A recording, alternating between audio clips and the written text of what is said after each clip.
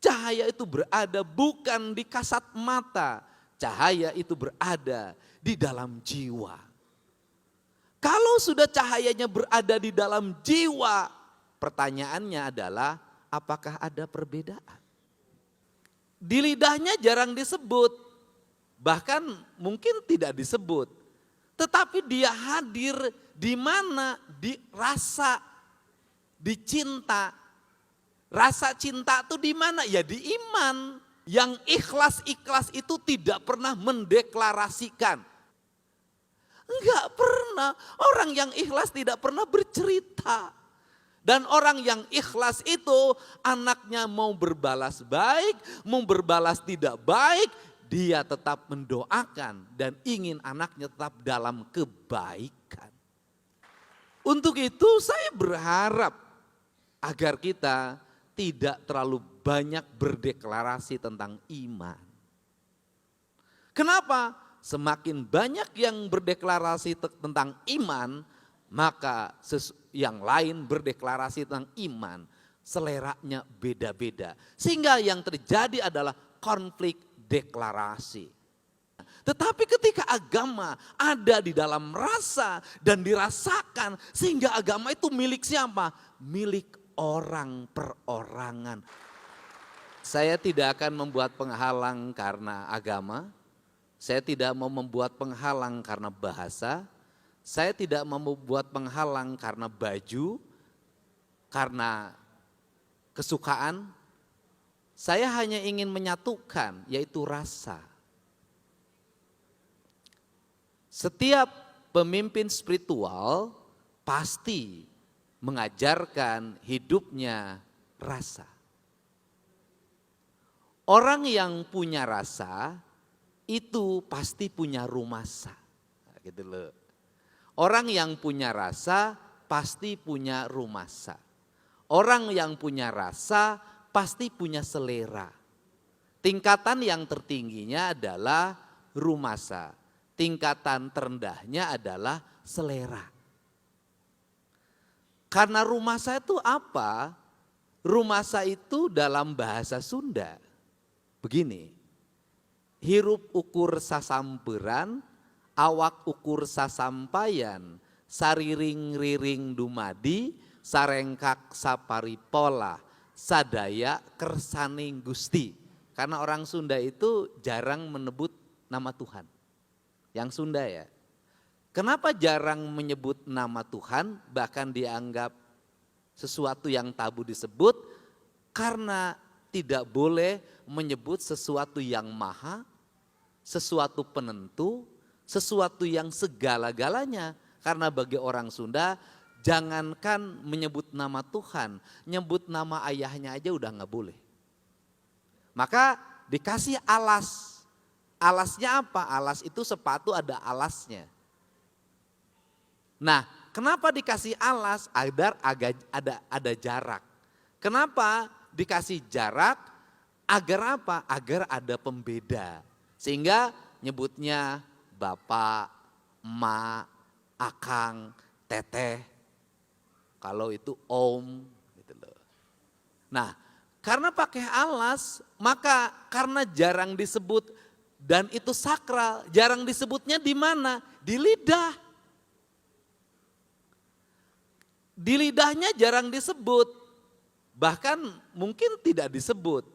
Tetapi dia hadir di mana? Di rasa, di cinta.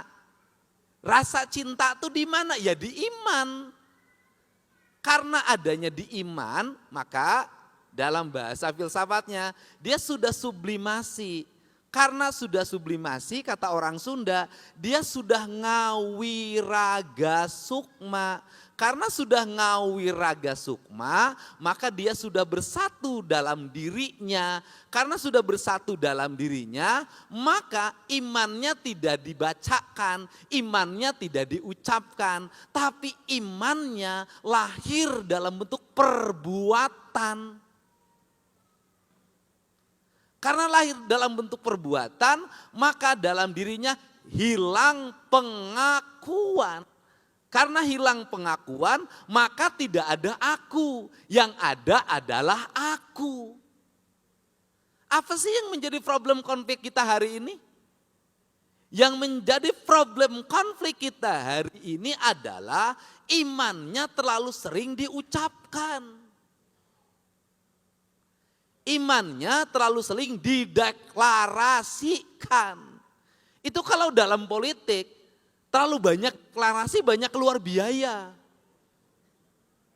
Sekali lagi, kalau dalam politik terlalu banyak deklarasi, banyak keluar biaya. Kadang-kadang orang yang deklarasi itu pengen apa? Pengen kelihatan sama yang diusungnya agar besok menang ada catatannya. Kalau sudah menang ada catatannya berarti ada bagiannya. Tapi bagi seseorang yang memberikan dukungan full penuh, wajahnya pun gak boleh kelihatan. Namanya pun gak boleh disebut, tapi perannya peran utama. Jadi yang ikhlas-ikhlas itu tidak pernah mendeklarasikan. Siapa yang paling ikhlas dalam hidup kita? Ibu kita. Apakah ibu kita suka mendeklarasikan? Kau adalah orang yang aku besarkan, biayanya sekian, aku melahirkan mengerangnya lama sekali. Bapakmu itu enggak pernah. Enggak pernah. Orang yang ikhlas tidak pernah bercerita. Dan orang yang ikhlas itu anaknya mau berbalas baik, mau berbalas tidak baik, dia tetap mendoakan dan ingin anaknya tetap dalam kebaikan.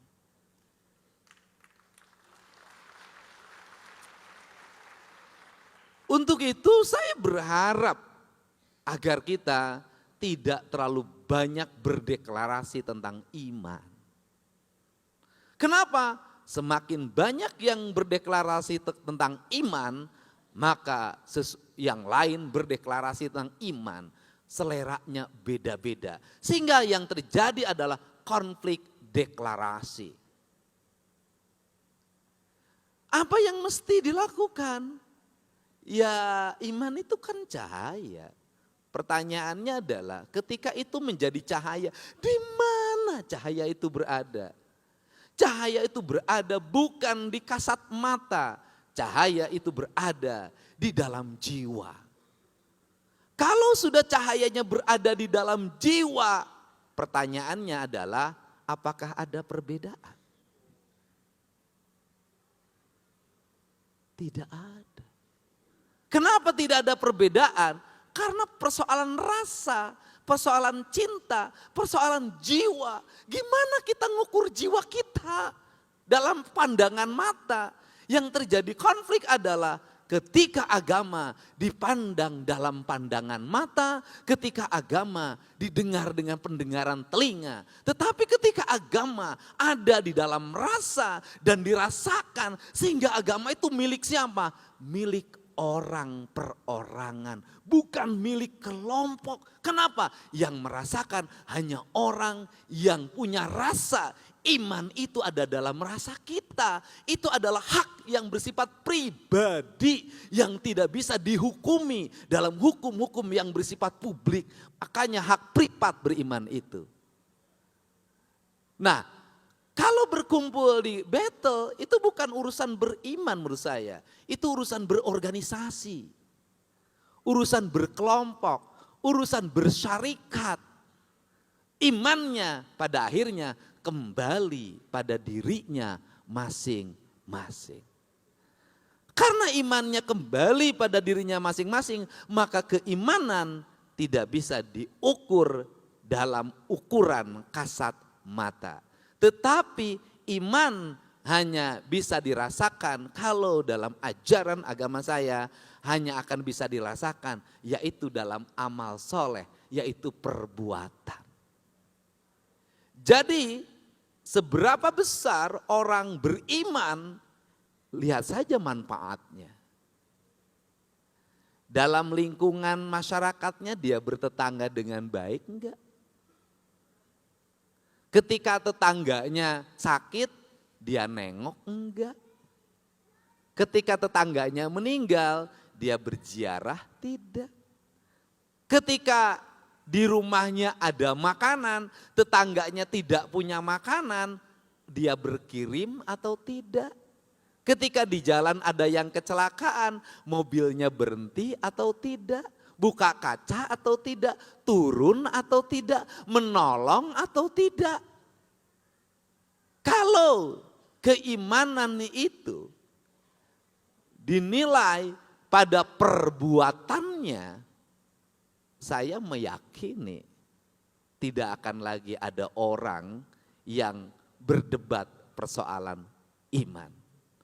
Kalau sudah yang diukur perbuatan, maka kita masuk pada universalitas agama, yaitu tidak membeda-bedakan.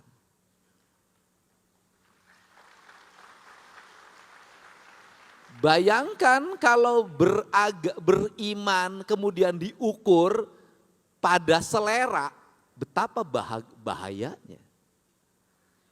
Ketika di jalan mobilnya lewat, ada yang tabrakan, dibuka kacanya, agamanya apa? Yang tabrakan itu agamanya apa ya? Kristen. Kristennya HKBP apa Betel ya? Dibuka lagi, ini gerejanya Betel. Dia paling favoritnya sama pendetanya siapa ya? Enggak selesai. Untuk itu mari kita hari ini beragama, kita wujudkan dalam aktualisasi agama yang bisa diukur dalam kasat mata. Yaitu adalah perbuatan yang bermanfaat bagi kepentingan masyarakat banyak dan pada akhirnya agama akan menjadi universalitas bahwa agama itu adalah perbuatan kebaikan. Kalau kemudian agama sudah berubah menjadi perilaku atau iman sudah berubah jadi perbuatan kebaikan, saya meyakini betul bahwa yang diinginkan oleh Yesus itu bukan jumlah gereja yang berdiri. Yang diinginkan oleh Yesus bukan jumlah pujian yang panjang. Tapi yang diinginkan oleh Yesus adalah membebaskan manusia dari perbudakan hawa nafsu, digembalakan dengan iman, menuju cahaya kebenaran yang sejati, hidup dalam pandangan kebenaran. Saya meyakini betul yang dicita-citakan oleh Yesus adalah hidup rukun tanpa pertikaian. Yang dicita-citakan oleh Yesus saya yakin sama dengan yang dicita-citakan oleh Nabi Muhammad SAW. Yaitu membebaskan orang dari rasa lapar, membebaskan orang dari rasa takut, membebaskan orang dari rasa tidak terlindungi. Sehingga dia menjadi manusia yang merdeka. Dia merdeka dari rasa lapar, merdeka dari rasa takut, dan hidup ada dalam perlindungan. Itu yang diinginkan. Jadi kalau itu menjadi cita-cita besarnya, apa yang harus dilakukan? Yang saat ini orang yang jarang dilakukan, saya cerita kemarin pada perayaan Natal di gereja mana kemarin saya lupa. Saya menceritakan tentang budak angon itu, budak buncir, budak janggotan. Saya baru janggotan kemarin tuh, budak tumbal. Apa itu budak tumbal? Yaitu orang yang mau mengorbankan diri. Kenapa saya cerita ini? Hari ini jarang sekali orang yang mau mengorbankan diri. Kebanyakan orang ingin mengorbankan orang lain. Mengorbankan diri apa? Ya, kita tahu bahwa Yesus mengorbankan diri hidup tanpa keluarga, tidak punya istri, tidak mengorbankan diri. Hidup dalam kesendirian, mengorbankan diri. Kenapa hidup dalam kesedihan mengorbankan diri? Karena yang dipikirkannya cuma satu, yaitu apa? Umatnya, jamaatnya. Nah pertanyaannya adalah hari ini, itu sulit cari orang yang mau mengorbankan diri. Pengennya mengorbankan orang lain. Nah, kita memerlukan hari ini adalah orang-orang yang mau mengorbankan diri, mengorbankan kepentingan dirinya, mengorbankan kepentingan keluarganya, mengorbankan kepentingan anak-anaknya, mengorbankan kepentingan kekayaannya. Dia mengutamakan kepentingan kebanyakan orang yang disebut dengan jamaah. Jamaah itu kalau dalam kaidah saya itu adalah rakyat. Yang berbeda cuma bahasa. Nah maka hari ini mari kita bersama-sama belajar hidup untuk berani mengorbankan diri sendiri.